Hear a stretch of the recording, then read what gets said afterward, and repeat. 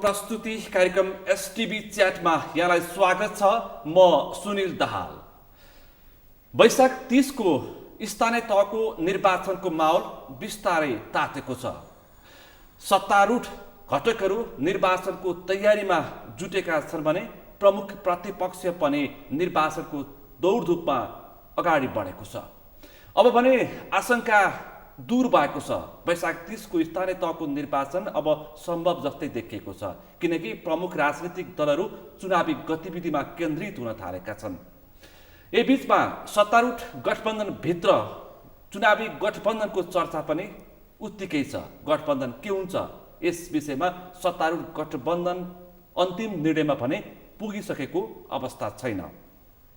यही बीचमा निर्वाचनको मतपत्र कस्तो बनाउने भन्ने विषयमा पनि यतिखेर प्रमुख प्रतिपक्ष नेकपा एमाले चासो व्यक्त गरेको छ भने त्यसको प्रति काउन्टर सत्तारूढ दल नेपाली कङ्ग्रेसले पनि दिइरहेको अवस्था छ।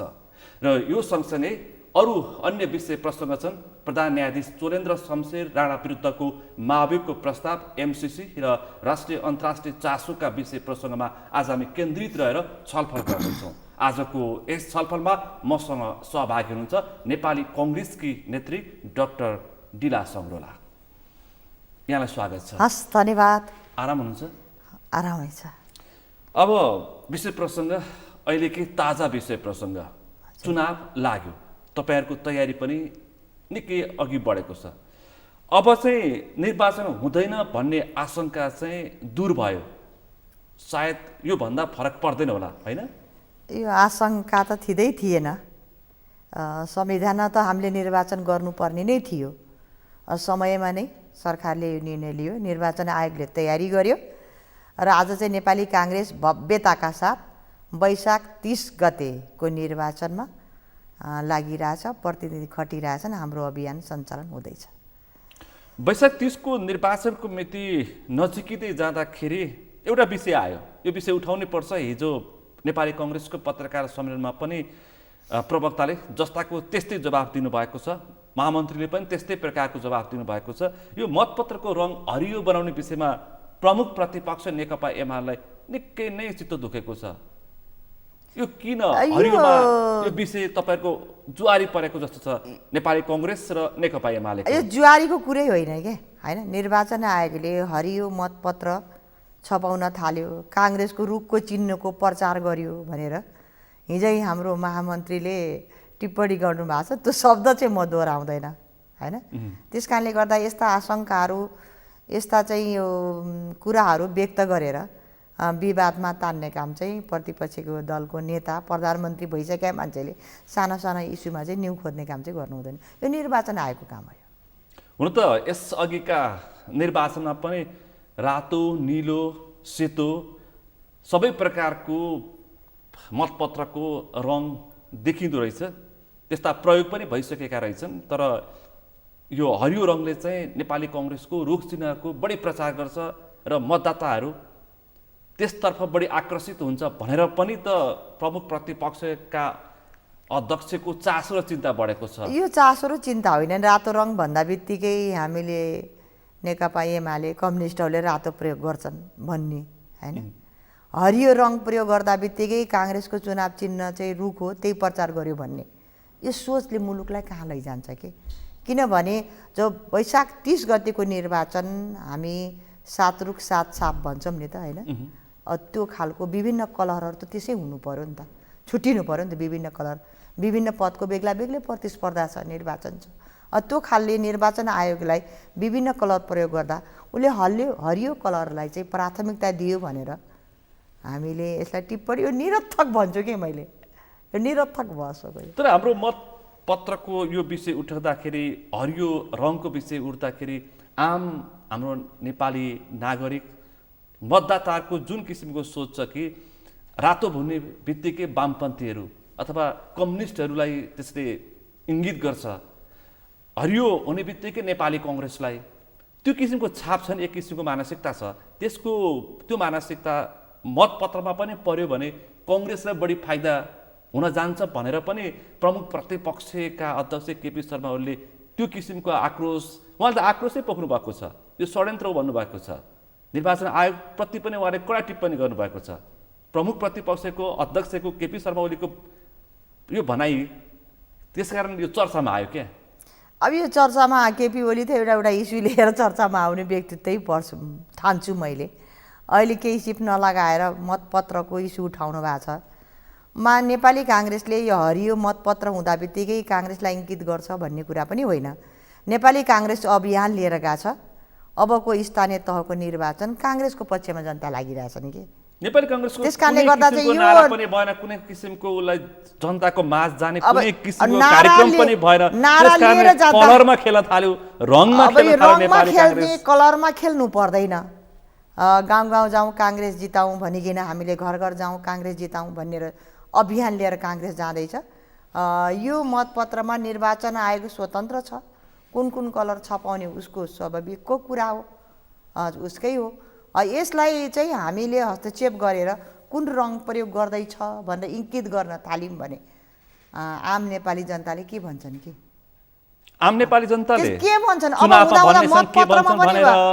मतपत्रमा बहस गर्ने हो हामीले, मतपत्रमा बहस होइन कि कार्यक्रममा बहस गरौँ, जनतालाई आफ्नो पक्षमा ल्याउँ, त्यो बहसमा जानुपर्छ। अब नेपाली काङ्ग्रेस नेकपा एमालेको लोकप्रियतामाथि तर्सियो भनेर उहाँले टिप्पणी गर्नुभएको छ। तर्सेको हो नेपाली काङ्ग्रेस। अब लोकप्रियता कति रह्यो भन्ने नेकपा एमालेको कुरा गरौँ भने जसले नेकपाको गठबन्धन भयो 5 वर्षको आफ्नोको करिब 2/3 सरकार सञ्चालन गर्न सकेन कि आफ्नो सरकारलाई आफैबाट बहिर्गमन भएर आज प्रतिपक्षमा पुगिहाले। फेरि नेपाली जनतालाई कुन मुखले मत माग्न जाने, के भनेर जाने? त्यसकारण लोकप्रियता कति छ भन्ने कुरा निर्वाचन हो के, लोकतन्त्रको जग हो, प्रजातन्त्रको जग हो। नेपाली जनताले स्वतन्त्र रूपले आफ्नो अभिव्यक्ति स्वतन्त्रता आफ्नो मत प्रकट गर्ने माध्यम हो।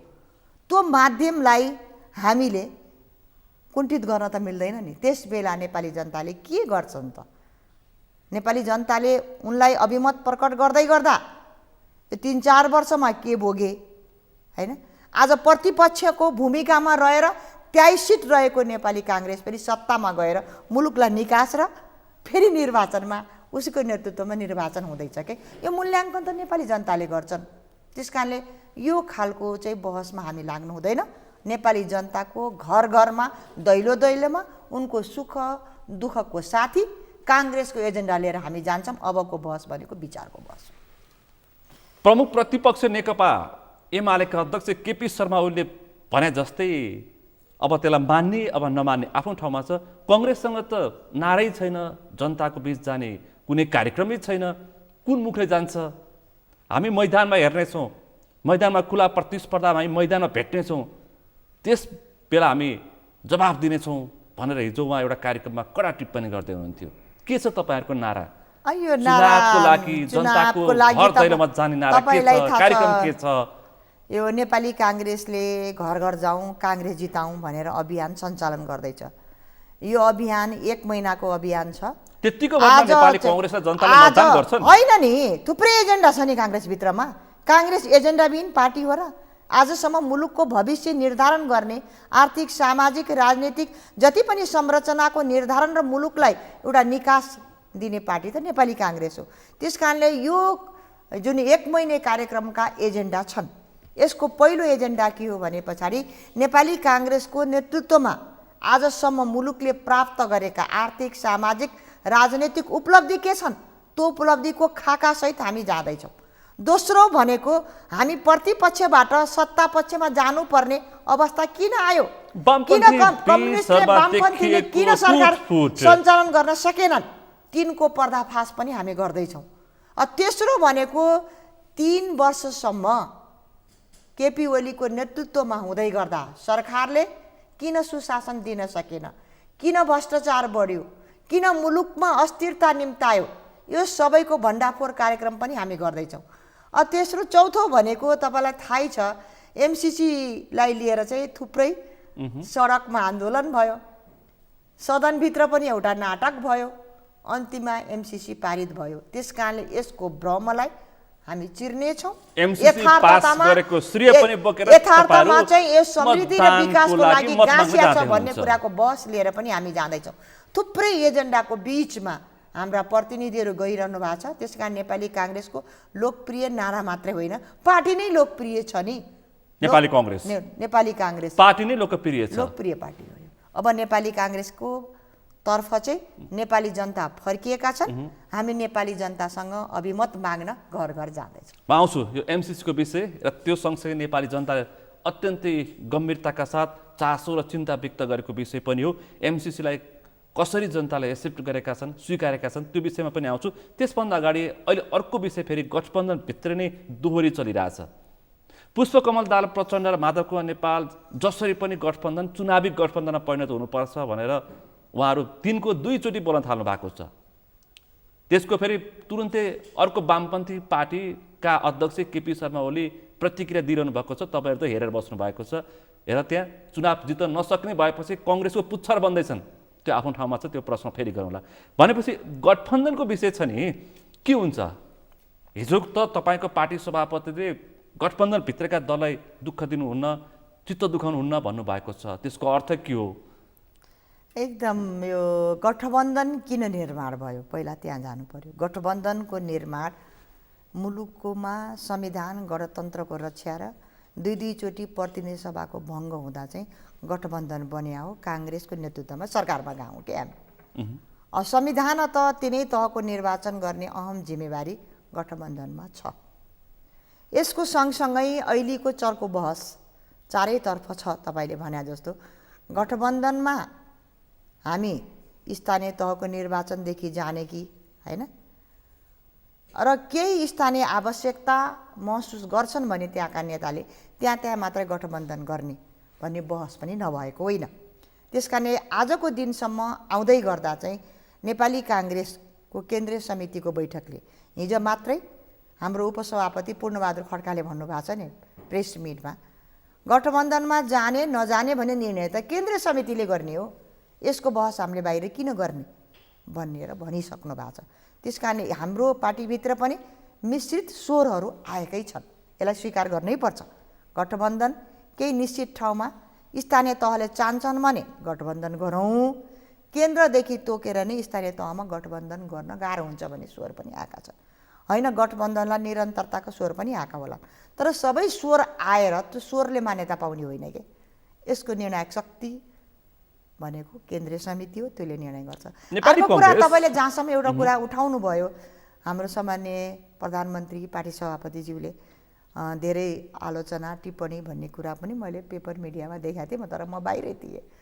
र आजको अवस्था के छ भने जब तपाईँ कर्णालीतिर जानुहोस् होइन, रुकुम रोल्पा जहाँ माओवादीले सशस्त्र द्वन्द्व गरे होइन, 10 वर्ष युद्ध गरे, त्यसको धङधङ्गी अझै छ कि पीडा अझै छ। अहिले पनि शासन सत्ता उनकै हातमा हुँदै गर्दा धेरै ठाउँमा लोकल सरकार त्यो मारमा अझै पनि छन्। त्यस कारणले त्यो ठाउँमा उनले गरेको ज्यादतीको बारेमा हामीले बोल्नुपर्छ र तीकै लोकल लिडरले बोलिहाल्छन्, त्यसलाई रोक लगाउन मिल्दैन। र कतिपय ठाउँ जहाँ ठाउँ छ त्यसमा चाहिँ एमालेको ज्यादती होला। त्यस कारणले समय परिस्थिति अवस्थाअनुसार र अन्य जुन कम्युनिस्ट पार्टीहरू छन् तिनले विगतमा नेपाली काङ्ग्रेस नेपाली जनतालाई दुःख दिएका कुरा अनुसारको इस्यु उठ्छन्। त्यस कारणले गर्दा अब यो इस्युलाई चाहिँ तिनकै बारेमा बोल्दै नबोल्ने भन्ने कुरा आउँदैन। सबै कुरा लिएर हामी जान्छौँ। हामीले बोलिरहेछौँ, भनिरहेछौँ, भन्दै पनि कङ्ग्रेसका नेता कार्यकर्ताले यतिसम्म भनेका छन् कि हिजो युद्धताका हामीले जुन एउटा अवस्था बेहोर्नु पर्यो, जुन दुःख बेहोर्नु पर्यो, जुन आर्थिक भौतिक कारबाही हामीले बेहोर्नु पर्यो, त्यही वामपन्थी शक्ति नेकपा माओवादी केन्द्रसँग हामीले चुनावी तालमेल गर्नुपर्ने, हँसिया हतौडालाई के आधारमा, कुन हैसियतमा, कुन नैतिकताले हामीले मतदान गर्नुपर्छ, किन गर्ने भन्ने प्रश्न पनि उठेका छन्। त्यसभन्दा अगाडि एउटा प्रश्न म तपाईँलाई प्रति प्रश्न रूपमा दिन्छु। यो प्रश्न के हो भन्दाखेरि यतिखेर चाहिँ नेपाली कङ्ग्रेस अत्यन्त एउटा दाउपेचमा देखिएको छ। 2074 सालको निर्वाचनको एउटा म दृष्टान्त पेश गर्छु। त्यस बेला पहिला कङ्ग्रेससँग र माओवादी केन्द्रको स्थानीय चुनावमा एउटा एक किसिमको सहकार्य भयो। महत्त्वपूर्ण केही स्थानहरूमा एउटा इक्जाम्पल भरतपुरको महानगरपालिका, त्यहाँ पनि एउटा दृष्टान्त छ। यतिखेर तपाईँको पार्टी सभापतिको एउटा चतुराई के देखिन्छ भन्दाखेरि अहिले नै गठबन्धन हुँदैन भनिदियो भने त वामपन्थी एकातिर हुन सक्छन्, फेरि त्यो अवस्था बेहोर्नु पर्ने अवस्था आउँछ। वामपन्थी त जतिखेर पनि मिल्न सक्छन्, कम्युनिस्ट भन्ने बित्तिकै उनीहरू एकतातर्फ जान्छन्। त्यसकारण त्यस बेलासम्म थामथुम पारा राख्ने किसिमको पनि त्यो चतुराई देखिन्छ। त्यो हो कि दाउपेच?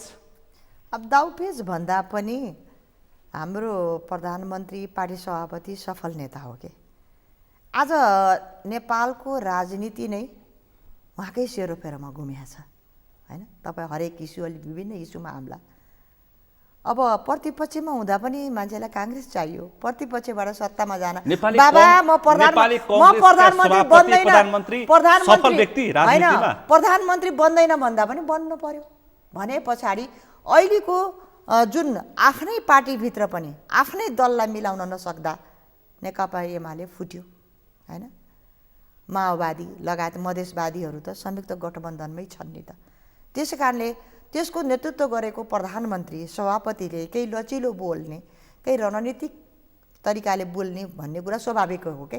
यसलाई दाउपेच यो कम्युनिस्टलाई फुटाउने, अर्कोसँग मिल्न नदिने भन्ने कुरा पनि होइन। राजनीतिभित्र अनेक कुरा हुन्छन्। त्यस कारणले मध्यमार्गी बाटो जहिले अपनाएर काङ्ग्रेस जाने मध्यमार्गी पार्टी पनि हो। त्यही बाटोमा सरकारको नेतृत्व गरेको हुनाले केही अभिव्यक्तिहरू पार्टी सभापति प्रधानमन्त्रीबाट आएका होलान् र हामीले चाहिँ त्यहाँको समस्यालाई आकलन गरेर, त्यहाँको अवस्थालाई आकलन गरेर र अन्य कम्युनिस्ट दलहरूको पार्टीहरूले गरेका ज्यादतीको बारेमा अवस्था र अनुसार समय अनुसार हामी बोलिरहेका छौँ। त्यसकारण उहाँको बाटो बेग्लै हो नि। तपाईँले अलिक त विषय प्रसङ्ग अर्कोतिर मोडेर जवाफ दिइरहनु भएको छ। यो ठ्याक्कै तपाईँको पार्टी सभापतिको सङ्केत हुन त तपाईँ कङ्ग्रेसभित्र पनि फरक किसिमको धारणा छ। एक थरी त वामपन्थीहरूको मुखै हेर्नुहुन्न सम्मको प्रतिक्रिया दिइरहनु भएको छ। हिजो मात्रै अस्ति मात्रै उहाँले गठबन्धनभित्रका नेतालाई चिड्याउने काम नगर्नुहोस् भनेर निर्देशन दिनुपर्ने अवस्था आयो। मैले भन्न खोजेको यो वामपन्थी चुनाव ताका मिलिहाल्छन् कि भन्ने त्यो त्रासमा कङ्ग्रेसले अहिले थामथुम मात्रै पारेको हो कि भन्ने अहिले बहस सुरु भएको छ। काङ्ग्रेसलाई त्रासमा जानुपर्ने कारण नै छैन। हामीलाई थाहा थियो त्यस बेला गठबन्धन हुँदा पनि हामी 23 सिटमा आयौँ। हामीले त के ठानेका थियौँ भने पुरै उसले अवधि चलाओस्, नेपाली जनताले एकचोटि कम्युनिस्टको शासन हेरुन् कि नेपाली काङ्ग्रेसले त धेरै लामो सत्ता गरेको छ। अब स्थिर र स्थायित्वको लागि भनेको थिए, आफै अस्थिर राजनीतिको केन्द्रबिन्दु कम्युनिस्ट गठबन्धन बन्यो कि।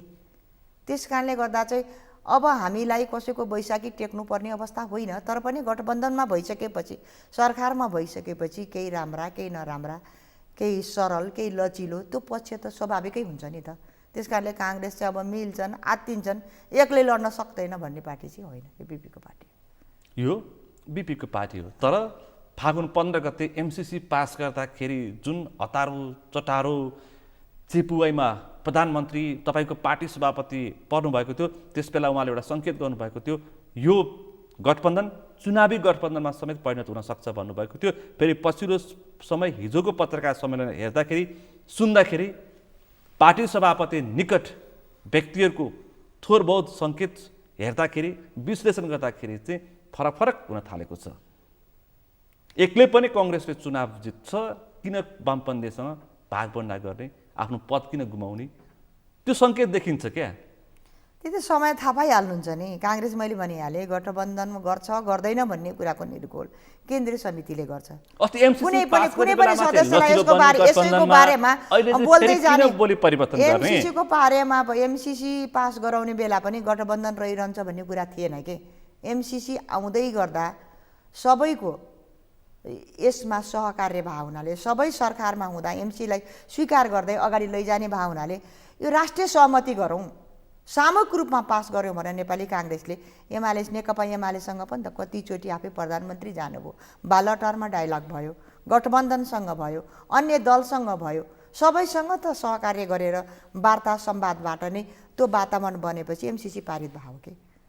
र एमसिसीलाई गठबन्धनसँग जोड्नुपर्ने त कहाँ रहेछ। एमसिसी गठबन्धन र चुनावी गठबन्धनसम्मको बार्गेनिङ पोइन्ट चाहिँ भएको थियो है, त्यो सतहमै आएको चर्चा। अब छलफलमा के भयो, सतहमा के आयो भन्दा त्यो चाहिँ हामीले देखेका छैनौँ। र एउटा राष्ट्रिय सहमति गरौँ भनिकन न्यूनता साथसाथ चाहिँ हाम्रो पार्टी र प्रधानमन्त्री पार्टी सभापति चाहिँ लाग्नु भयो यसमा, हामी सबै लागेका हौँ। हिजो अस्ति मात्रै नेकपा माओवादी केन्द्रका अध्यक्ष पुष्पकमल दाहाल प्रचण्डले कङ्ग्रेसतर्फ इङ्गित गरेर अलिकति दुखेसो व्यक्त गर्नुभएको छ, जसले हामीले नै सिंहासनमा पुर्याइदिउँ, सत्तामा पुर्याइदिउँ, आजभोलि हामीमाथि पनि घोषपेच केही तपाईँका सिनियर कङ्ग्रेस नेताले नमिठो गरी प्रतिक्रिया दिनुभयो। अभिव्यक्ति दिएपछि उहाँले त्यो किसिमको प्रतिक्रिया दिनुभएको थियो। यसको सङ्केत के हो? माओवादीहरू चुनावसम्म अथवा समाजवादीहरू चुनावसम्म मात्रै हुन्, त्यसपछि होइन, त्यसपछि कङ्ग्रेस एक्लै नै चुनावमा जाने हो, धेरै भ्रम नपर, तिमीलाई बोकेर लान सक्दैनौ भन्ने किसिम नै हो यो बिस्तारै बिस्तारैको यो अभिव्यक्ति प्रतिक्रियाहरू? यो तपाईँले भने जस्तो अभिव्यक्ति मैले पनि न्युजमा हेरेँ हुँ होइन। एकातर्फ त्यो न्युज पनि तपाईँले हेर्नुभयो, हामीले सत्तामा पुर्यायौँ अनि फेरि हामीलाई नै घोषपेच। अर्कोतर्फ माधव कुमार नेपालको पनि सुन्नुभयो, हाम्रो भित्री सहमति भएको छ। तेस्रो तपाईँले देख्नुभयो हिजोको पत्रकार सम्मेलनमा उपसभापतिले यसको निर्णय केन्द्रले गर्छ भनेपछि किन डिबेट गर्ने भन्छु कि मैले। ओके, डिबेट गर्ने ठ्याक्कै यिनीहरू हो नि, केन्द्रले गर्छ। माधव कुमार नेपाल अरू पार्टीले के भन्यो? पार्टी त हाम्रो बेग्लै हो नि, गठबन्धन त हो नि, गठबन्धन त सरकारको नेतृत्वको लागि हो भनेपछि यो सरकारले गठबन्धन गर्छ कि गर्दैन भन्ने कुराको निर्णय त केन्द्रीय समितिले गर्छ नि। म केन्द्रीय समितिभन्दा माथि छु, मलाई पनि त त्यो अधिकार छैन नि त। त्यही भएर काङ्ग्रेसले हिजो बोलेकै छ, हामी ढुलमुले कुरा बोलेका छैनौँ के, हिजो बोलेकै छ, बोल्नु भएको छ उपसभापतिज्यूले, केन्द्रीय समितिले निर्णय गर्छ भन्नुभएको छ, त्यही कुरा हो। पुष्पकमल दाहाल प्रचण्ड, माधव कुमार नेपाल, उपेन्द्र यादव, हाम्रो आन्तरिक सहमति भइसकेको छ, एउटा जेन्टलम्यान एग्रिमेन्ट भएको छ। गठबन्धनमा हामी सत्तारूढ दलहरू एउटै चुनावी मैदानमा उत्रिने हो, एउटै सभाबाट एकै तरिकाले मत माग्ने हो, त्यसकारण एमालेलाई पछार्ने हो भनेर भनिरहनु भएको छ। भन्न दिनुहोस् न, समयले देखाउँछ। तपाईँहरू त्यो होइन भन्ने किसिमको होइन भन्दा पनि अभिव्यक्ति हो, दिइरहनु होइन भएको भन्दा छ। होइन, पार्टी सभापति मैले अर्को तरिकाले त्यो बोलिरहनु कुरा भएको होइन नि, छ। हो अभिव्यक्ति दिने कुरा पनि होइन नि, त्यसले बोल्ने कुरा होइन। मैले त हामीले बोल्दै जाने, अरूले बोल्दै जाने कुरा होइन। उहाँहरूले आफ्नो दलको कुरा हो के भनिरहनु भएको छ भनिरहनु भएको छ, हाम्रो दलले पनि निर्णय गर्छ के हुन्छ भन्ने कुरा। त्यसपछि जहाँसम्म माधव चाहिँ कुमार मलाई नेपालले लाग्छ भने जस्तै, पुष्पकमल दाहाल प्रचण्डले भने जस्तै, उपेन्द्र यादवले भने जस्तै त्यस्तो किसिमको कुनै चुनावी गठबन्धनको सहमति भएको छैन, अहिलेसम्म सहमति भएको छैन। मिश्रित प्रतिक्रियाहरू आइरहेको तपाईँले सुनिरहनु भएको छ। अब यत्रो सिङ्गो केन्द्रीय समितिले गर्ने निर्णय छलफल हुन्छ नि विरेत, के गर्दा फाइदा हुन्छ, के गर्दा हुन्न, के चाहना छ। मेरो त व्यक्तिगत रूपमा मलाई सोध्नुहुन्छ भने स्थानीय तहका नेताहरूको आवश्यकता अनुसार मात्रै गर्नुपर्छ भन्ने मेरो भनाइ छ। स्थानीय तहको नेताहरूको आवश्यकता उनले महसुस भएको अवस्थामा मात्रै मेरो विचार चाहिँ। मेरो व्यक्तिगत विचारले त हुँदैन, म पनि केन्द्रीय सदस्य हो। तपाईँ केन्द्रीय सदस्य, पार्टी सभापतिको निकट नेत्री पनि हो। त्यस कारणले मैले पार्टीले जे निर्णय गर्छ त्यसमा जाने हो, मेरो व्यक्तिगत कुरा यसमा लाग्नु हुँदैन। तपाईँहरूले अहिले जुन जुन पार्टीसँग सत्तामा सहकार्य गर्नुभएको छ, उनीहरू टुट फुट गुटमा चुर्लुमा परेको अवस्था छ, जनमत अत्यन्तै कठिन छ उनीहरूको। यस्तो बेलामा तपाईँहरूले छोडिदिनु भयो भने त अभिगत त खराब हुन्छ नि उनीहरूको त। छोड्ने कुरा भन्दा पनि एउटा हामीले जुन अभियान चलिरहेछ नि, 1 महिनाको अभियानमा जनताको कार्यकर्ताको पनि अभिमत बुझ्दैछौँ कि हामीले होइन। काङ्ग्रेस त अभिमत अभियान लिएर गएको छ नि त, एक्लै गइरहेछ। सारा कुरा तपाईँले भनेको छ, सबै कुरा उठ्छ, सबै कुरा उठाउन पनि एजेन्डा बनाएर गइरहेका छौँ। त्यो अभियान पछाडि त्यसको समीक्षा पनि हुन्छ होइन, के कुरा अगाडि लैजानुपर्ने, त्यसपछि केन्द्र समितिको बैठक पनि हुन्छ। यसका सकारात्मक नकारात्मक होइन हाम्रा रणनीति के हुन्छन् त, यो सबै रणनीतिक छलफलसहितको काङ्ग्रेसले चाहिँ हामी यसलाई निरन्तरता, सरकारको लागि हामी गएको, निर्वाचनमा जानुपर्ने नपर्ने भन्ने कुराको निर्खोल त्यही बेला हुन्छ। तर हामीसँग एउटा ताजा दृष्टान्त छ, चितवनको घटना।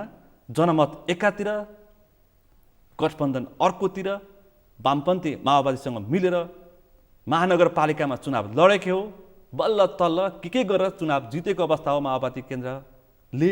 त्यस्तो बेला पनि तपाईँको पार्टी सभापतिले गएर माओवादीको हँसियात्राको लागि मत मागेको हो। चितवनको एउटा घटना मात्रै मैले तपाईँलाई यो पेश घटना गरेको यस्तो घटना फेरि पनि नदोहोरेला यो फेरि पनि नहोला घटना भन्न त पछाडि सकिँदैन मैले इन्टरभ्यू दिएको थिएँ तपाईँकै टेलिभिजनमा होइन मलाई पनि यो जुन गठबन्धनको नाममा हामीले चितवनमा गऱ्यौँ होइन चितवनको ठुलो ठुलो आमसभामा जाँदा हामी उनले भनिरहेछन् अब हामीले रुखमा भोट हाल्न पाउनुपर्छ भनेर कि कति पीडाजनक थियो। त्यसैले विचार दर्शन नमिल्नेलाई हामीले स्थानीय आवश्यकता मैले किन जोडेँ होइन। त्यस कारण स्थानीय तह भनेको चाहिँ यत्रो 753 तह छ होइन। यो तहभित्रमा हामीले कसरी गठबन्धनसहित लैजान सक्छौँ। कुनै ठाउँमा आवश्यकता हुनसक्छ जस्तो रुकुम रोल्पा होइन कर्णाली जहाँ छ त्यो ठाउँमा हुनसक्छ। सबै ठाउँमा गठबन्धन गरेर जाने भन्ने कुरा चाहिँ स्थानीय तहमा म सम्भावना देख्दिनँ होइन। सङ्घमा हुनसक्ला होइन ठाउँ ठाउँमा हुनसक्छ। स्थानीय तहको मतको आधारमा सङ्घको मूल्याङ्कन गर्ने अवस्था चाहिँ हुँदो रहेनछ। अनि त्यस कारणले गर्दा स्थानीय तहमा चाहिँ त्यही भएर त नेताले भनिरहनु भएको छ यो चाहिँ हामीले पहिला आफ्नो जाउँ त्यसपछि कहाँ आवश्यकता पर्छ। लोकल लिडरले त भन्छन् नि त 1 महिनाको अभियानको क्रममा तिनले दिएका अभिव्यक्ति तिनले दिएका सुझावको आधारमा मात्र भोलिको निर्धारण। तपाईँहरूतर्फ अर्को एउटा चिन्ता पनि छ वामपन्थीहरू कङ्ग्रेसलाई भोट हाल्न अत्यन्तै सकस मान्छन् अत्यन्तै सकस मान्छन्। यथार्थ हो यो यथार्थ हो। हामीले लोकतान्त्रिक गठबन्धन भन्यौँ बनाएको हो नि त। त्यस पछाडि स्थानीय तहसम्म त कुन कुन ठाउँमा गठबन्धन पनि गरे हो। हाम्रो भोटले चाहिँ सबैजना जितिने रुख चिन्ह त उनले चाहिँ भोटै वामपन्थीले देख्न पनि सक्दैनन् देख्न पनि चाहँदैन त्यस्तो भन्ने अवस्था कुरा होइन। देखिन्छ। गठबन्धन मत त जनताले हाल्यो या माथि बसेका 10-12 जना ठुला नेताले त हाल्ने होइन। हामीले गरेकै हो एउटा हामीले लोकतान्त्रिक गठबन्धन प्रदेश र सङ्घको निर्वाचनमा गऱ्यौँ। हामीले जसलाई जितायौँ तिनको मत हामीले आएन। स्थानीय तहमा पनि सबै ठाउँमा होइन केही ठाउँमा हामीले गठबन्धन गरेका थियौँ। त्यहाँ केही ठाउँ केही छुटपुटमा चाहिँ हामी सफल भयौँ। सबै ठाउँमा मत आएको होइन। त्यस कारण यसको अहिलेको अवस्थामा त्यो समीक्षा हुन्छ के समीक्षा नभइकन हामीले तोकेर यहाँ गठबन्धन हुन्छ भने किन भोट हाल्ने त जनताले हो नि हामीले हाल्ने हो। हामीले यहाँ निर्णय गरेर यहाँ डाक्टर डिला सौरालाले निर्णय गरेर हुँदैन। तपाईँको मोरङ 5 का मतदाताले कहाँ मतदान हाल्ने गोप्य मतपत्रमा गोप्य मतपेटिकामा त्यसको ध्यान दिनुपर्छ होला सायद। किनकि वामपन्थीको चाहिँ बरु विचार मिल्दो रहेछ। विगतमा पनि हामीले देख्यौँ कङ्ग्रेस र वामपन्थीको विचार पनि त फरक भयो तर मतदानमा चाहिँ हातै नजाने अवस्था पनि आउँदो रहेछ विगतमा हेर्दाखेरि त्यस्तै देखिन्छ। छलफलको विषय मैले भनिसकेँ। यो हामीले यहाँबाट निर्णय गरेर पनि केही हुने छैन। हामीले 1 महिनाको जनताको जनमत बुझ्दैछौँ। त्यस कारणले गर्दा यो धेरै हामीले यो सरकार सञ्चालनको लागि गठबन्धनले चाहिँ अब सधैँ काँधमा बोकेर हिँड्नुपर्छ भन्ने कुराको बाध्यात्मक परिस्थिति छैन। म चाहिँ त्यसको पक्षमा छैन पक्कै पनि। यो प्रश्न मैले किन स्पष्ट पार्न खोजेको भन्दाखेरि अहिले आम वामपन्थीका कार्यकर्ता नेतालाई पनि र नेपाली कङ्ग्रेसका नेता कार्यकर्ता पनि अत्यन्तै चासोको विषय छ। किनकि यतिखेर गाउँ अथवा सबैतिर चुनावी माहौल तातिसकेको छ। चुनाव लागिसकेको छ। गाउँ गाउँमा मानिसहरू चुनावी चर्चामा लागिसकेका छन्। मत विभाजन हुन थालिसकेका छन्। त्यसकारण अब गठबन्धनमा कसरी आउँछन् माथिबाट नेताहरू भनेर चासोको साथ हेरेका हुनाले मैले प्रश्न गरेको। अर्को यही विषय उठाउँछु म। पुष्पकमल दाहाल प्रचण्डले एउटा सूत्र ल्याउनु भएको थियो जहाँ जहाँ आफ्नो शक्ति छ त्यहाँ त्यहाँ एक्लै चुनाव प्रतिस्पर्धा गरौँ। जहाँ प्रमुख प्रतिपक्ष नेपाली कङ्ग्रेस अथवा प्रमुख प्रतिपक्ष नेकपा एमाले बलियो छ त्यहाँ कङ्ग्रेस र माओवादी अथवा यस पार्टी अथवा जसपा मिलेर नेकपा एमालाई पराजित गरौँ यो सूत्र ल्याउनु भएको थियो। यो सूत्रमा पनि कङ्ग्रेसले छलफल नै गर्न चाहिरहेको छैन किन? अनि छलफल गर्ने बेलै आएको छैन। आफ्नो पार्टी आफ्नो अभियान लिएर जानु परेन? समय आउँछ नि जे कुराको पनि। मैले भनिहालेँ कहाँ आवश्यकता छ त्यो आवश्यकताको बोध त त्यहाँका लोकल स्थानीय लिडरले गर्छन् नि त। त्यहाँको जिल्ला छ क्षेत्र छ प्रदेश छ वार्ड छ टोलसम्म गठन भइसक्यो हाम्रो। हो त्यो सुझाव र सल्लाहलाई मध्यनजर गरेर तपाईँले भने जस्तो कहाँ आवश्यकता छ त्यहाँ त्यहाँ हुनसक्छ। आवश्यकता स्थानीयले महसुस गर्नु पर्यो नि। र अहिलेदेखि नै त्यो कुरा हुँदैन। हाम्रो अभियानमा हामी छौँ। तपाईँहरू पनि ठुलै दाउमा हुनुहुन्छ। यतिखेर वामपन्थीहरू टुक्रा टुक्रा भएको अवस्था पार्टीभित्र पनि गुट उपगुट भएको अवस्था। त्यसकारण यही बेलामा किन वामपन्थीसँग मिलेर जनमत गुमाउने किन सिट गुमाउने एक्लै प्रतिस्पर्धा गर्ने अहिले त थामथुम पारेर राख्ने यस्तै किसिमको रणनीतिमा कङ्ग्रेस देखिन्छ। अब यो रणनीति भन्दा पनि यो हामीले नेकपाको गठबन्धन हामीले फुटाएन नि त हैन। बार बार प्रधानमन्त्रीको कुर्सीको लागि झगडा र मुलुक बन्द 3 वर्ष तपाईँले देख्नुभयो। संविधानमा कहीँ पनि थिएन नि त, प्रतिनिधि सभा भङ्ग कहीँ लेख्या छ? बाध्य भएर सडकमा आफ्नै पार्टी गए, 1 नम्बरको भ्रष्टाचारी भनेर प्रतिवेदन कम्युनिस्ट नेतालाई बुझाए। यो इतिहास त देख्नुभयो त तपाईँले, कति लज्जास्पद सडकमा कुराहरू आयो। र आज फेरि त्यही नेकपा एमाले पनि फुटेर यस बन्या छ के। यो हामीले फुटाएन नि त। पार्टी छोडेर जाऊ आवश्यकता छैन भनेपछि त्यसको निकास मात्रै दिया हो कि। माओवादी फुटेको छ, एमाले फुटेको छ, मधेसवादी दल फुटेका छन्। मधेसवादी दलको पनि त तपाईँ देख्नु भएको थियो नि त, एक भए फेरि फुटे हैन। फेरि फुटेका भित्र पनि फुटान भइरहेछ। हाम्रो कहीँ देख्नु भएको छ तपाईँले? हामी पनि त यत्रो लोकतान्त्रिक प्रतिस्पर्धा गरेर अधिवेशनबाट आउँदै गर्दा गुट र टिम त भएकै हुन् नि त। तर हरेक इस्युहरू आउँछ, कहीँ मतान्तर छैन कि। एउटै स्वरले हामी भनिरहेका छौँ अबको पालो काङ्ग्रेसको, र काङ्ग्रेसले जितिने एजेन्डा यो हुन्। स्पष्ट रूपमा एजेन्डा लिएर हामी जनताको घर दैलोमा गइरहेछौँ कि। त्यस कारणले अब यो कम्युनिस्टहरूको यसले हामीलाई के सन्देश देखाउनु पर्छ भने, नेपाली जनताले जब स्थिर र स्थायित्व चेन्ज भन्यो क्या, कम्युनिस्ट भन्दा पनि त्यो चेन्ज, क्रान्तिकारी परिवर्तन भन्थे नि। परिवर्तन भनेको लोकतन्त्रमा मात्रै हुन्छ कि। लोकतन्त्रको सम्भाग शक्ति, राष्ट्रको मियो, आर्थिक सामाजिक रूपान्तरणको शक्ति भनेको काङ्ग्रेस रहेछ भन्ने कुरा नेपाली जनताले बुझे। यो आफै बुझाए उनले, बुझुन् भन्ने थियो हामीले। नेपाली जनताले बुझेका छन्। वामपन्थीहरूको अब जसले आफ्नो गठबन्धन आफै गरे, आफै सकियो, आफ्नो पार्टी आफै फुटाए, आफै सिद्धिएका छन्, एकअर्कालाई गाली आफै गरिरहेछन्। हामीले के भन्नु पर्यो? नेपाली जनताले सुन्छन् नि, मूल्याङ्कन गर्छन्। एकअर्कालाई दस्तावेज नै बनाएर दस्तावेज छँदैछ, अहिले पनि त गरिरहेछन्। हिजो अस्ति पनि ती दस्तावेजमा छलफल गर्दै दस्तावेज प्रस्तुत भइरहेछ। हाम्रो त अभियान गइरहेछ नि। नेपाली जनता काङ्ग्रेस ढुक्कसँग चुनावी अभियानमा लागिसकेको छ। हामी कसैको कमेन्ट भन्दा पनि हामीले गरेका क्रियाकलाप र मुलुक किन बन्धक भयो र विगतको सरकारको समीक्षा हामी गर्दैछौँ नेपाली जनता बीचमा लगेर। यदि गठबन्धन चुनावी गठबन्धन भएन भने तपाईँहरूको सिधा प्रतिस्पर्धा कुन पार्टीसँग हुन्छ होला? यो स्वाभाविकै हो, प्रतिस्पर्धा भनेको त एमालेसँगै हो नि, हाम्रो जहिले पनि प्रतिस्पर्धा प्रमुख प्रतिपक्षसँग। तर एमाले चाहिँ यति ढुक्क छ कि सबैजना मिलेर आए पनि स्थानीय तहको चुनावमा चाहिँ हामीलाई कसैले केही टेर पुछा लाउने अवस्था छैन। स्थानीय तहको निर्वाचन हामी बलियो छौँ भनेर भनिरहनु भएको छ। प्रतिपक्षले त बोल्नै पर्यो नि। जो प्रतिस्पर्धा हुन्छ चुनावी मैदानमा हामी जाँदैछौँ भनेपछि उहाँसँग त भोट माग्ने आधार पनि छैन जस्तो लाग्छ मलाई। एजेन्डै छैन कि जस्तो लाग्छ। आफ्नै सरकार सञ्चालन गर्न नसक्दा प्रदेश सरकार विखण्डनमा गयो, स्थानीय तहमा त्यही द्वन्द्व छ, केन्द्रमा त्यही हालत भयो, सडक आन्दोलन एकअर्कालाई हिलो छ्यापाछ्याप भयो, आफ्नै जनमत र जनादेशलाई सम्हाल्न नसक्ने र आक्रमणीय सरकारले अब फेरि नेपाली जनतालाई के भनेर मत माग्ने? यो हामीले टेलिभिजनमा भन्ने भन्दा पनि जनताले भनेको सुन्न जाँदैछन् कि हामी। हामी सत्तामा जान्छौँ भने त एजेन्डै हो, हरेक दलले भन्छन्।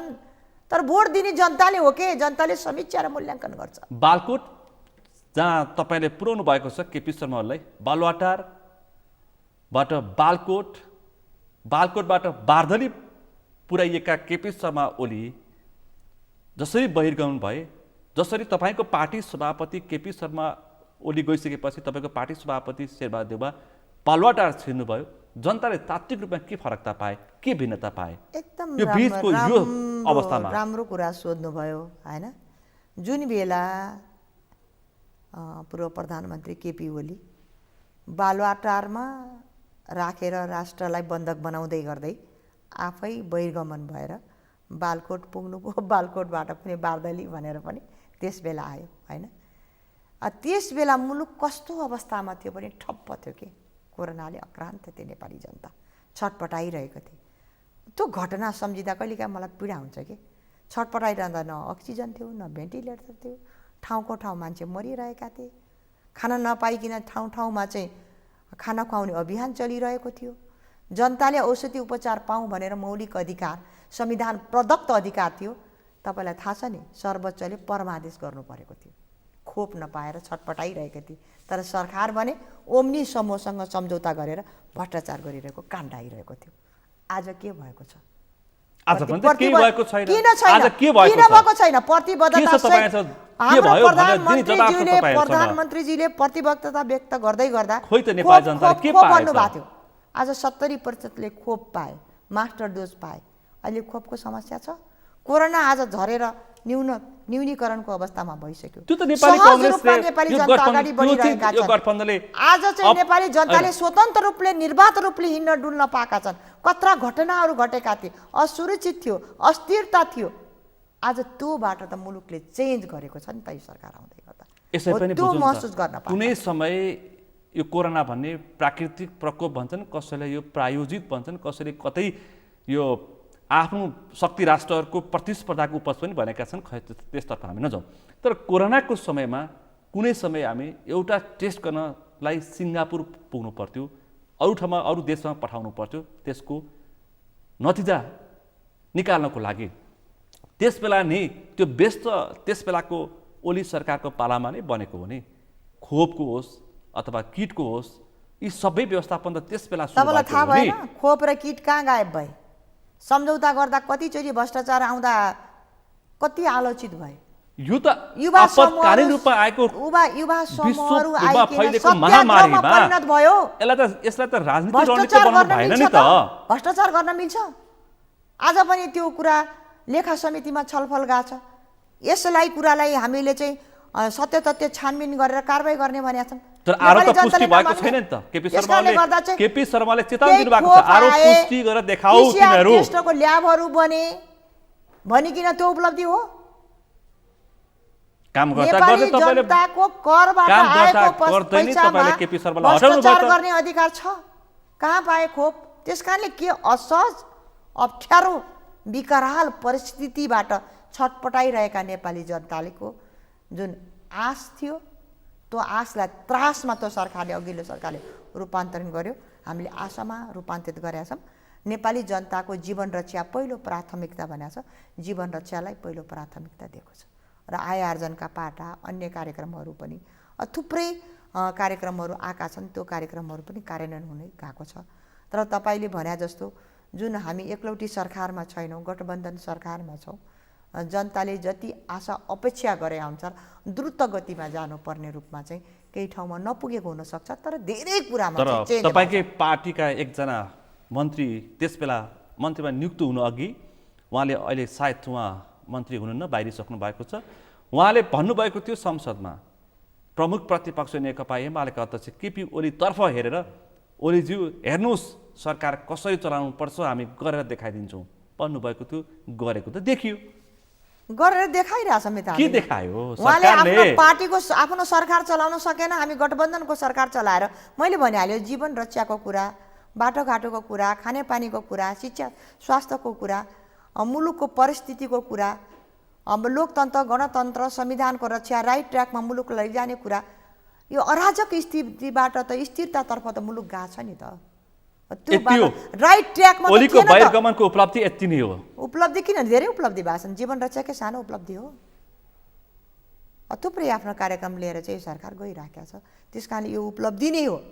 त्यो परिस्थितिबाट मुलुकलाई सही दिशा निर्देशन गर्ने भन्ने उपलब्धि होइन। स्थिति कस्तो थियो? खैर, यो जनताले मूल्याङ्कन गर्छन्। वैशाख 30 को स्थानीय तहको निर्वाचनको मतपेटिकामा त्यहाँ गर्नै पर्छ। पक्कै पनि के ठिक के बेठिक, को ठिक को बेठिक आउँछ त्यस दिनको परिणाम। त्यसपछि फेरि हाम्रो छलफल त पक्कै पनि हुन्छ।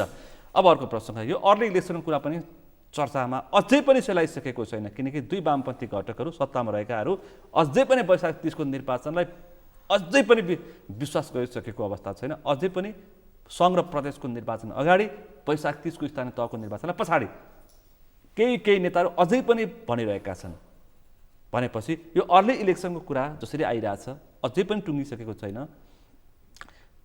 अर्ली इलेक्सन 2079 साल मङ्सिरभन्दा अगाडि सङ्घ र प्रदेशको निर्वाचन भयो भने त्यो चाहिँ प्रतिगमन हुँदैन? यो चाहिँ तपाईँहरूमाथि प्रति प्रश्न छ क्या?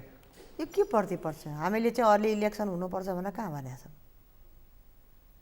एउटा निकासको लागि तपाईँलाई थाहै छ, एउटा न्युज आयो बाहिर, आज कति लामो संसद अवरोध 6 महिना क्रस गरिसक्यो नि।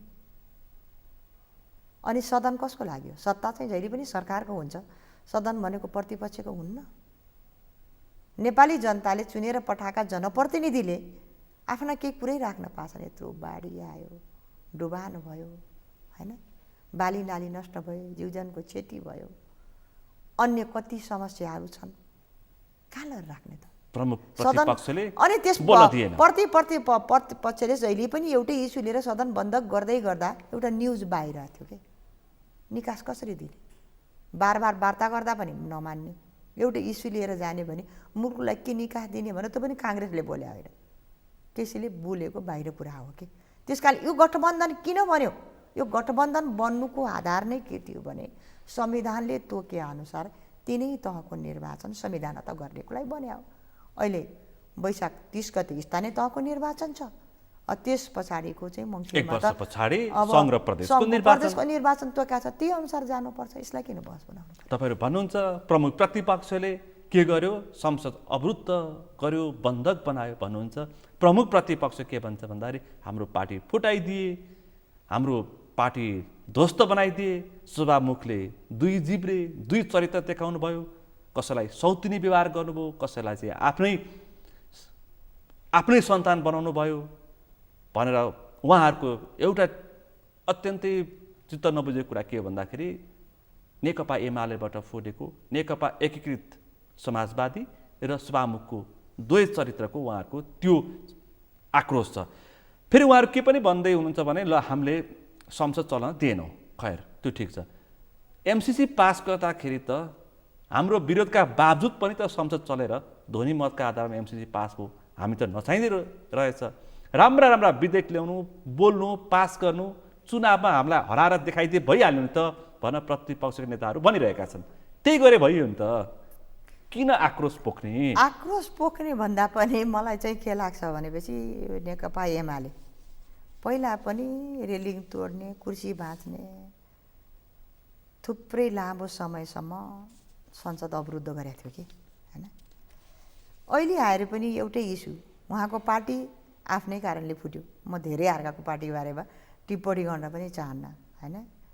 नेकपा समाजवादी भइसक्यो। तपाईले टिप्पणी गर्नुपर्छ। उहाँको आरोप छ नेपाली कांग्रेसका पार्टी सभापति प्रधानमन्त्रीले 20% अध्यादेश ल्याइदिएर पार्टी फुटाउन ठुलो मद्दत गर्नुभयो। विकास उहाँले चाहेपछि जा भेन्टिलेटर दिनु भएन, माधव कुमार नेपाललाई निकास दियो हैन। त्यस पछाडि अब सभामुख एकाङ्की भए, एकलौटी भए, राजनीति गरे भनिरहनु भएको छ हैन, आक्षेप लगाइरहनु भएको छ। अब सभामुखले पनि बार वार्तामा बोलाउनु भएको छ हैन। समय र कालखण्डले आफ्नो पार्टी आफै फुट्या छ।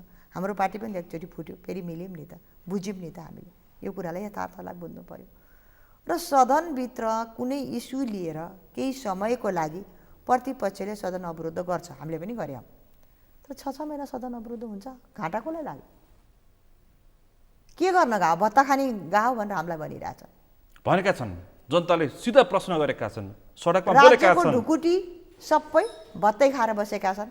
सदनमा हाम्रो बोली सुनिन्छ, जनताका मुख बन्द भयो, मुलुक बन्द भयो। सार्वभौम सत्ता सम्पन्न थलो चाहिँ बन्द हुँदा भत्ता खाएर बस्ने हो भनेर भनेको छ। यो प्रश्नको जवाब कसले दिने? उहाँले उठाएको इस्यु त जनता समक्ष लिएर जानु पर्यो।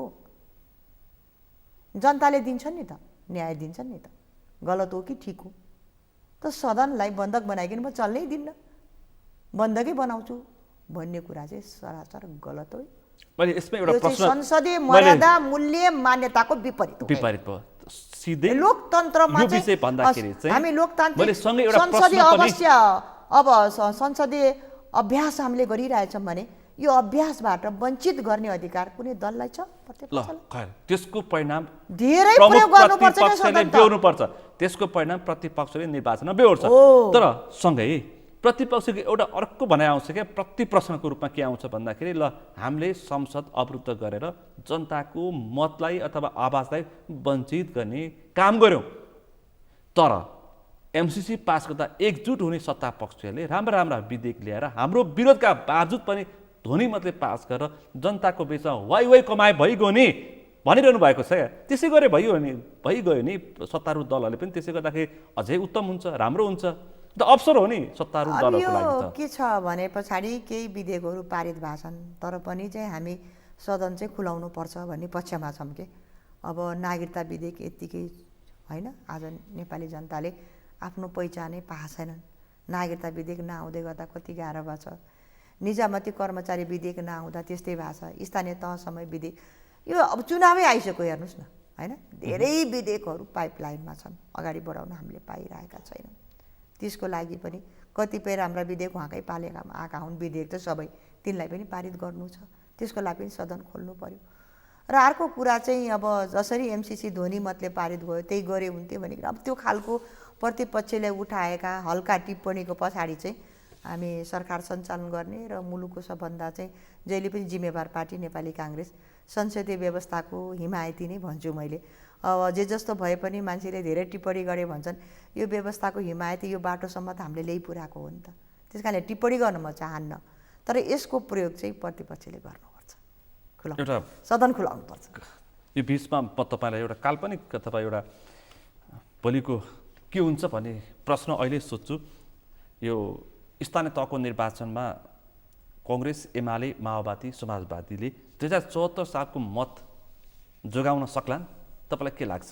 तपाईँ एउटा नेतृत्व हुनुहुन्छ, एउटा राजनीतिक रूपमा एउटा हैन विश्लेषण पनि गर्नुहुन्छ। हैन, म विश्लेषण गर्न चाहन्न। हेर्नुस् के भने मैले यहाँ आएर टेबुलमा विश्लेषण गर्ने होइन के। यो जनताले मत दिन्छन्, जनताले विश्लेषण गर्छ नि, थाहा पाइहाल्नुहुन्छ नि, प्रतीक्षा गर्नुहोस् न वैशाख 30सम्मको लागि। अब यही बिचमा अर्को एउटा प्रश्न उठ्यो, यो प्रधान न्यायाधीश चोलेन्द्र शमशेर राणा विरुद्धको महाभियोगको प्रस्ताव यतिसम्म छापामार शैलीमा आयो कि गठबन्धनभित्रको जसपाले समेत पत्तो पाएन। त्यसको सान्दर्भिकताको बारेमा यतिखेर मत विभाजन भएको छ र प्रश्न उठेको छ, के को लागि, किन अपरझट, किन 81 भनेर प्रश्न गरिरहेका छन्। त्यो विषय अहिले कार्यदल बनेर छलफल भइरहेछ। किन आवश्यकता पर्यो?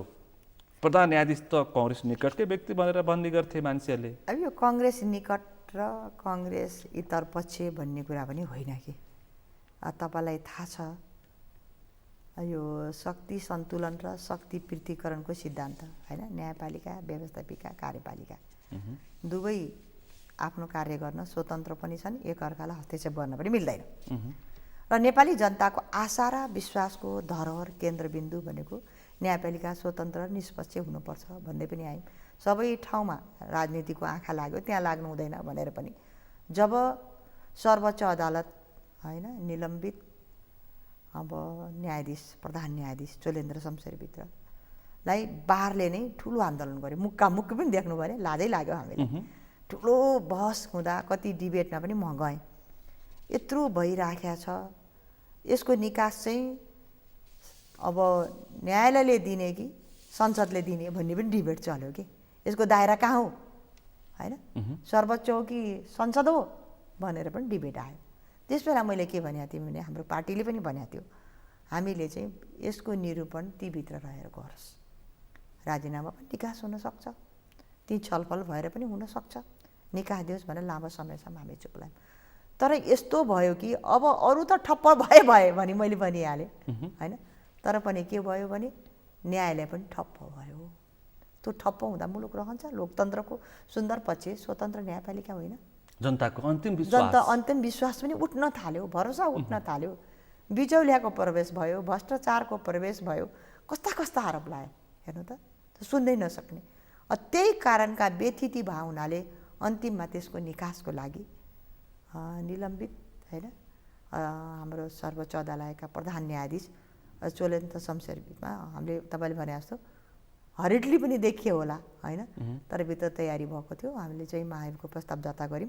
आज दर्ताको लागि पनि सबै दलले आज चाहिँ एउटा सिफारिस समिति पनि त गठन भएको छ नि, सबै दलहरू बसेका छ, कार्यदल बनेको छ, प्रमुख प्रतिपक्ष एमाले पनि छ। त्यस कारणले यथार्थता के रहेछ भन्ने कुरा चाहिँ सबैले थाहा पाइसक्यो। प्रमुख प्रतिपक्ष यसमा 2/3 बहुमतको आवश्यक पर्छ होइन संसदमा। यसमा प्रमुख प्रतिपक्षले कस्तो किसिमको रणनीति, उसको सहभागिता, उसको मत बेगर त यो महाभियोगको प्रस्ताव पारित हुने अब सिफारिस समिति छ होइन, सबै दलको साझा बन्या छ। त्यहाँ पनि छलफल हुन्छ। अर्को कुरा हरेक राष्ट्रिय इस्यु अन्य इस्युहरू आउँछन् नि, यो त ठुलो इस्यु हो नि होइन, अदालतको इस्यु त सानो इस्यु होइन। कसरी टुङ्गिएला महाभियोगको यो विषय? अब यो टुङ्गिनको लागि चाहिँ मतले अब यो कसरी टुङ्गिन्छ भन्ने कुरा चाहिँ उहाँलाई यो बहिर्गमन गर्ने अवस्था हुन सक्छ। अब यो अवस्थाको लागि सबै दलहरू एकमत हुनु पर्यो, यसमा सहमति राष्ट्रिय सहमति जुट्नु पर्यो। राष्ट्रिय सहमतिको सम्भावना कतिको छ उहाँको बहिर्गमनको लागि? हुनसक्छ, असम्भव के छ मुलुकमा? सम्भावना छ। एमसिसीमा त्यस्तै थियो नि, अहिले एक दिन अगाडिसम्म के हुन्छ एमाले पनि पत्रकार सम्मेलन गर्यो, यस्तो आफ्नो हल्ला हल्ला गर्यो, आखिर सबैले स्वीकार गर्यो नि। त्यस कारणले परोक्ष असम्भावना भने सन्तुष्टि असन्तुष्ट बीच पनि एमसिसी पारित भयो। तर एमसिसी यो को पारितको विषयमा यो पनि सम्भावना छ। यो एमसिसी पछाडि जनमत विभाजन भएको छ, फरक फरक किसिमको कोणहरूबाट आइरहेछ, अन्तर्राष्ट्रिय दबाव र प्रभाव पर्छ, चीन अमेरिका सिधा आउँछ। अत कानुनको पक्षमा उसले स्वीकार्यो भनेको त छ, भोलि कानुनको पक्ष के हुन्छ? व्याख्यात्मक टिप्पणी आयो, टिप्पणीमाथि पनि व्याख्या अब मान्छेले उदा अमेरिकी सेना आउँछ, नेपालको कानुन अमेरिकाका कानुन लाग्छ, कत्रो आन्दोलन भयो, अन्तिममा सबै दलले स्वीकार गरे नि त। त्यस कारण म के भन्छु भने नेपाली जनतालाई जहिले पनि भ्रमको खेती गर्ने र मुलुकमा आएका एमसिसी जस्ता राष्ट्रिय हितका र अन्य अनुदानहरू होइन हामीले त लिनुपर्छ नि त, त्यो अनुदानलाई लिएर राष्ट्रघाती र राष्ट्रवादीको नारा उठाउने चाहिँ कहिले पनि गर्नु हुँदैन। यो पाठ चाहिँ एमसिसी पारित गर्दा देखा परेछ। वामपन्थीहरूको दोहोरो चरित्र त छ नि त, चरित्र त जनताले देखे नि। जनतालाई चाहिँ भेडा बनाउने ल्याएर चाहिँ सदन अगाडि रेलिङ पनि तोड्न लाउने, सडकका कालो पत्र गरेका ती पनि भाँच्न लगाउने, नेपाली जनताले पानीका फोरा खानुपर्ने, एउटाले चाहिँ एउटा सदनमा चाहिँ अवरोध गरे जस्तो गीत गाइरहने, अरू दलहरू पनि ल है व्याख्यात्मक टिप्पणी भने आउने। यसले गर्दा के छ भने यसको नकारात्मक भन्दा पनि सकारात्मक रूपमा ल्याउँ। जब मुलुकमा यस्ता इस्यु आउँछन् सबै दलहरू एक ठाउँमा उभिन्छन्, किनभने यो मुलुकको परिवर्तनको लागि, सङ्घीय लोकतान्त्रिक गणतान्त्रिक नेपाल निर्माणको लागि पनि त सबै शक्तिको नेतृत्व गर्दै काङ्ग्रेसले यो ठाउँमा आइपुग्या हो नि। त्यस कारणले गर्दा चाहिँ यसलाई चाहिँ सकारात्मक कुरा भएको छ, नेपाली जनताले कुरा बुझेको छ। खैर एमसिसी को कति ठिक कति बेठिक भोलि कार्यान्वयनको पक्षमा आइसकेपछि देखिन्छ, त्यसमा जनमत विभाजन छ। यो विषय यो एमसिसी को मुद्दा निर्वाचनमा पनि प्रभावित हुन्छ भनिरहेका छन् सबैले। खैर त्यसपछि के हुन्छ फेरि छलफल गरौँला। अब केही दिन पछाडि चिनिया परराष्ट्र मन्त्री वाङ पनि नेपालको भ्रमणमा आउने चर्चा सुनिँदैछ, परराष्ट्र मन्त्रालयले भनिसकेको छ। यो युक्रेन र रसियाको यो हतियार वारको विषयमा चाहिँ नेपाल पक्ष अथवा नेपाल सरकार चाहिँ अमेरिकन लबीमा लाग्यो भन्ने किसिमका चर्चा पनि सुनियो, अथवा त्यो किसिमको पनि देखियो। असंलग्न परराष्ट्र नीतिमा संलग्न परराष्ट्र नीति देखियो पनि भनेर टिप्पणी गरेका छन्। तपाईँ यसलाई के भन्नुहुन्छ? तपाईँलाई थाहै छ युक्रेनको पक्षमा भोट दिइसकेका छ नेपालले होइन। हामीले जुनै पनि सरकारको जुनै पनि राज्य होस् होइन, राष्ट्र होस्, सार्वभौम हुनुपर्छ, स्वतन्त्र हुनुपर्छ, असंलग्न परराष्ट्र नीतिको हामी हिमायती नै हो होइन। तर त्यहाँ माथि आक्रमण भयो नि त, युक्रेनको दर्दनाक पीडा तपाईँ देखिरहनु भयो, राष्ट्रपतिले बोलेको पीडा। त्यस कारणले गर्दा चाहिँ उनको स्वतन्त्रतामाथि, सार्वभौम सत्ता राज्यमाथिको जुन आक्रमण छ यो आक्रमण त सही हुँदैन नि त। त्यस कारणले नेपालले भोट दिइरहेछ, नेपाल चाहिँ युक्रेनको पक्षमा छ। तर एकपछि वामपन्थीहरूले के भने भन्दाखेरि चाहिँ उत्तर छिमेकी चीन र दक्षिण भारत यति शक्तिशाली राष्ट्रहरू जो रसिया र युक्रेनसँग सिधा सम्पर्क छन्, तिनीहरू चाहिँ मौन बस्ने, नेपाल जस्तो सानो देश जसको आवश्यकता अहिले बोलिहाली नपर्ने बेलामा पनि किन जान्ने भएर बोलेको, यसको दूरगामी असर पर्छ कूटनीतिमा भनेर पनि प्रश्न गरिरहेका छन्। अब अवश्य नै हो, जियो पोलिटिक्स होइन, हामी दुई छिमेकी बिचमा पनि छौँ, शक्ति राष्ट्रको बिचमा पनि छौँ, त्यसको केन्द्रबिन्दु पनि नेपाल छौँ। तर पनि कुनै पनि मुलुकको चाहिँ स्वतन्त्रतामाथि हनन हुन्छ, हस्तक्षेप हुन्छ, सार्वसत्तामाथि चाहिँ नेपाल एउटा लोकतान्त्रिक शासन व्यवस्था भएको देश हो, यसका हामी हिमायती हौँ। शासनको क्रान्तिदेखि आजसम्म परिवर्तनदेखि चाहिँ लडेको पार्टी पनि हो, त्यसैको नेतृत्वमा सरकार छ पनि नबोल्ने कुरा आउँदैछ। टिप्पणी गर्नु गलत। मान्छेले अर्को तर्फबाट पनि के टिप्पणी गरे भन्दाखेरि त्यहाँ नेटोको सदस्यको कारणले रसियाले आक्रमण गर्यो, छिमेकी मूलमै आएर अमेरिकनहरूले छिमेकी देशमै आएर अमेरिकाले हतियारको राजनीति गर्न खोजे, त्यसकारण त्यहाँ त्यो किसिमको हतियारको वार भइरहेछ। यहाँ चाहिँ एमसिसीको कारणले गर्दाखेरि चीन र अमेरिका आउँछ र यहाँ पनि हतियारको वार हुन्छ अथवा यहाँ पनि रणमैदान हुन्छ भनेर अब यो भनेको सम्मको थियो नि त, आशंका आएको थियो नि त्यसलाई गाँसेर युक्रेनको जुन रसियाको वारलाई हेरेर एमसिसीले यहाँ वार हुन्छ, अमेरिकी सेना आउँछन्, हाम्रो सार्वभौम सत्ता हनन हुन्छ भन्थे नि त। आखिर त त्यो कुरा त थिएन, व्याख्यात्मक टिप्पणी पनि गर्नु पर्यो। आखिर सबैले एमसिसी बारेमा बुझे, त्यस कारणले यो नकारात्मक टिप्पणी र आलोचनाको बिचमा छैन। यो मुलुकको समृद्धि र विकासको लागि हामीले चाहे चाइनाले दिने अनुदान होस्, चाहे भारतले होस्, चाहे चाहिँ अमेरिकाले दिने होस्, होइन, त्यो अनुदान हामीले लिनुपर्छ। त्यही अनुसार यसलाई हामीले स्वीकार गरेका छौँ। मुलुकको विकास र समृद्धिसँग यो गाँसिएको छ, सफल हुनुपर्छ। नेपालको कूटनीति हामी असंलग्न परराष्ट्र नीतिमा नै आबद्ध छौँ। त्यसकारण संलग्न परराष्ट्र नीति हामीले अवलम्बन गऱ्यौँ भने हामी जस्तो सानो अर्थतन्त्र भएको देश, सानो जनसङ्ख्या भएको देश, सानो भूपरिवेष्टिक देशमा चाहिँ समस्या आउन सक्छ। मानिसहरूको चिन्ता त्यसतर्फ छ। त्यसकारण सायद नेपाल सरकारले चाहिँ उत्तरको चासोलाई पनि सम्बोधन गर्नलाई त्यहाँको परराष्ट्र मन्त्रीले निमन्त्रणा गरेको छ। यो विषय सायद बिआरआईको कार्यान्वयनको पक्ष हुनसक्छ। यो सफलता मिलोस्। यो हामी सबैसँग लचिलै छौँ, हामी असंलग्न छौँ नि त। कहिले अब बिआरआईको कुरा आउँछ, होइन, अनि अहिले एमसिसीको कुरा आयो, सबै सबको सहयोग त लिनुपर्छ नि।